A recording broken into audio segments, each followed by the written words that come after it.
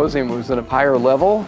I learned a lot from the other speakers. I gave a lecture on a new program that I've helped develop on basic aspects of Parkinson's disease.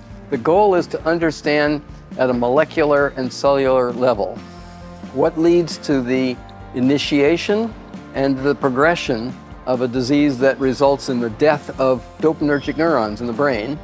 And these neurons control many aspects of movement, of emotion, of executive function. And when they die, patients present with diverse symptoms.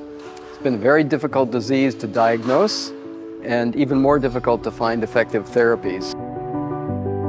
Interest in this came from the illness of my wife. She had Parkinson's disease for over 20 years and died now just over 6 years ago. It was frustrating because I knew the moment she was first diagnosed that the science being done on Parkinson's was so primitive back then that I didn't think there would be any development in the next 20+ years that would be of any benefit to her, and unfortunately that was true. By the time she died and I became involved in this, the opportunities were now much more appealing, and I felt that there was now an opportunity to really make a big push with significant resources to make discoveries that really would have meaningful impact in terms of therapy. Winning a Nobel Prize is not a reasonable goal.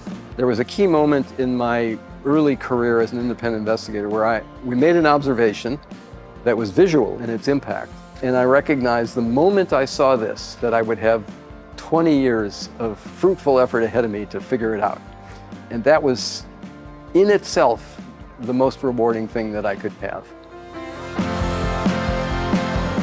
Young researchers, if they really are meaningfully engaged in science, have to be enthusiastic about the act of discovery.